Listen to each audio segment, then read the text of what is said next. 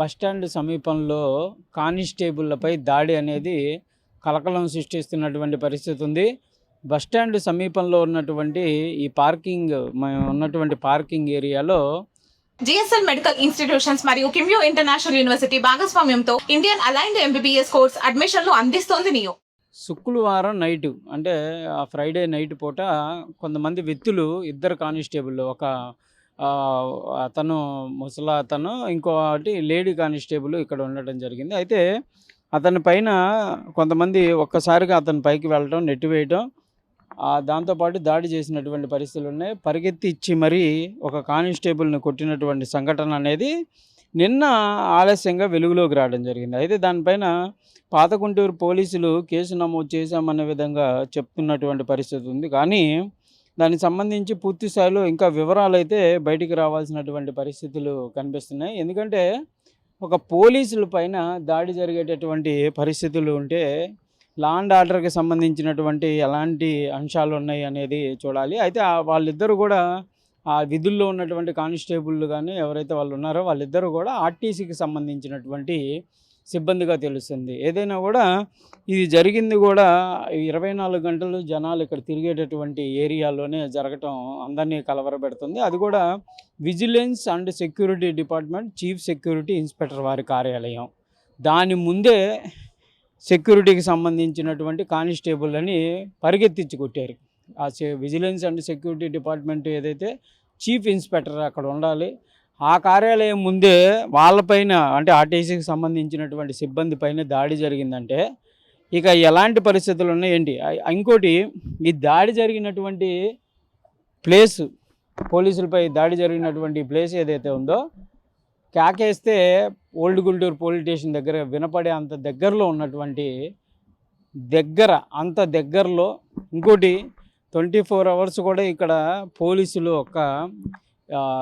దానిపై వీళ్ళు పోలీసులు కంపల్సరీగా ఇక్కడికి వచ్చి బీట్గా తిరుగుతూ ఉంటారు. అలాంటి పరిస్థితుల్లో కూడా కనీసం వాళ్ళకి రక్షణ లేదు.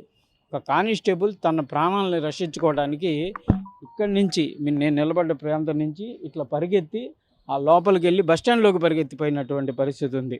అంటే ఎంత దారుణమైనటువంటి సిచ్యువేషన్ ఉందంటే అక్కడ జరిగినటువంటి సంఘటన ఏదైనా అవ్వచ్చు. సామాన్యుడైతే అసలు ఇంకా అది వెలుగులోకి వచ్చేటటువంటి పరిస్థితి కూడా ఉండదేమో. ఈ సీసీటీవీ ఏదైతే ప్రస్తుతం మనం చూపిస్తున్న సీసీటీవీ కనుక లేకపోతే అసలు ఆ సంఘటన వెలుగులోకి వచ్చినా కూడా పట్టించుకునేటటువంటి పరిస్థితి ఉండేది కాదు. ఎందుకంటే ఈ సీసీటీవీలో రికార్డ్ అయినటువంటి వీడియో బయటికి రావడంతోనే ప్రజెంట్ ఇదంతా కూడా వెలుగులోకి వచ్చినటువంటి పరిస్థితి ఉంది. ఆ సంఘటన జరిగి 24 గంటలు గడుస్తున్నా కూడా దానిపైన పోలీస్ శాఖ అధికారికంగా ఎక్కడా కూడా ప్రకటన చేసినటువంటి పరిస్థితి కూడా లేదు.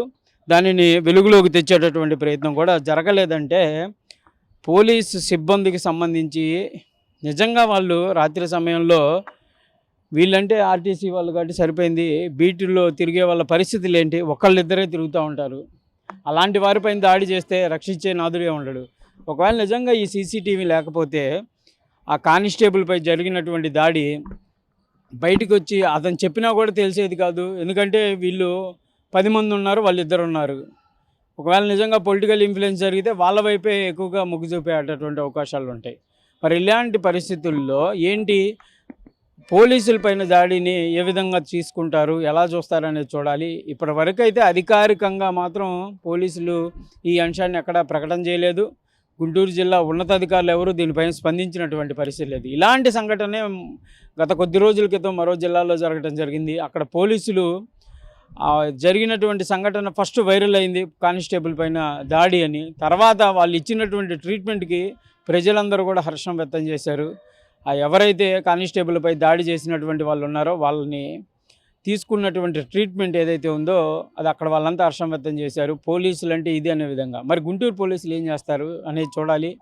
నిజంగానే ఈ కేసులో రాజకీయ ఒత్తిళ్ళకి లోనవుతారా, నిజంగా పోలీస్ సిబ్బందికి సంబంధించినటువంటి అంశాల్లో సీరియస్గా తీసుకుంటారో చూడాలి. ఏదైనా ఇదంతా పబ్లిక్ ఏరియా, చాలామంది తిరుగుతూ ఉంటారు. అలాంటి దగ్గర మూకగా వచ్చి దాడి చేసి వెళ్ళిపోయినటువంటి పరిస్థితులు ఉన్నాయంటే నిజంగా సామాన్యులైతే చాలా ఇబ్బందికర పరిస్థితులు ఉంటాయి. ఎందుకంటే కోతవేడు దూరంలో పాతగుంటూరు పోలీస్ స్టేషన్ ఉంది. ఎక్కడో రూరల్ ఏరియాలోనో లేకపోతే పోలీస్ స్టేషన్కి ఎక్కువ దూరంలో ఉంటే ఓకే, కానీ కోతవేడు దూరంలో ఇక్కడ జరిగే సంఘటన వెంటనే తెలిసేటటువంటి పరిస్థితులు ఉంటాయి.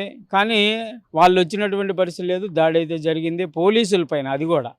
ఇంకోటి ఇక్కడ చీఫ్ సెక్యూరిటీ ఆఫీసు కార్యాలయం కూడా ఉంది. దాని ముందే జరగడం అనేది ఇంకా అసలు ఆలోచించడానికే మరి వాళ్ళు ఏ విధంగా సంజాయిషి ఇస్తారనేది కూడా చూడాల్సినటువంటి పరిస్థితి. ఎందుకంటే ఇక వాళ్ళకే రక్షణ కల్పించలేని వాళ్ళు ప్రయాణికులకి ఏ విధంగా కల్పిస్తారనేది కూడా చూడాలి. ఏదైనా కూడా నిఘా వైఫల్యం ఉన్నటువంటి పరిస్థితులు కనిపిస్తున్నాయి. కంపల్సరీగా ఈ సీసీటీవీ మానిటరింగ్ చేసేటటువంటి వాళ్ళు ఎందుకు అలర్ట్ చేయలేకపోయారు?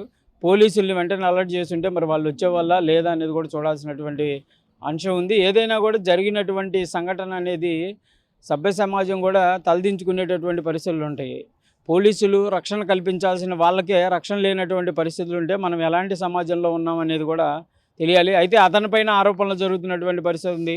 ఆ కానిస్టేబుల్ తాగి మా పైనకు వచ్చాడు అనే విధంగా కూడా ఎవరైతే దాడి చేసిన వ్యక్తులు నిజంగా నిగ్గు తేల్చాల్సినటువంటి పరిస్థితి ఉంది. ఒకవేళ డ్యూటీలో కనుక అతను మద్యం సేవించుంటే అతనిపైనే కఠినంగా చర్యలు కూడా తీసుకోవాలి. మరి వీళ్ళు అసలు ఇంతమంది మూకుగా ఆ రాత్రి సమయంలో ఎందుకు రావడం జరిగింది ఇక్కడికి? అంతమంది ఉంటే పోలీసులు ఏం చేస్తున్నారు? ఎందుకంటే బయట అంతా కూడా ప్రయాణికులు ఎక్కడెక్కడి నుంచో వస్తూ ఉంటారు.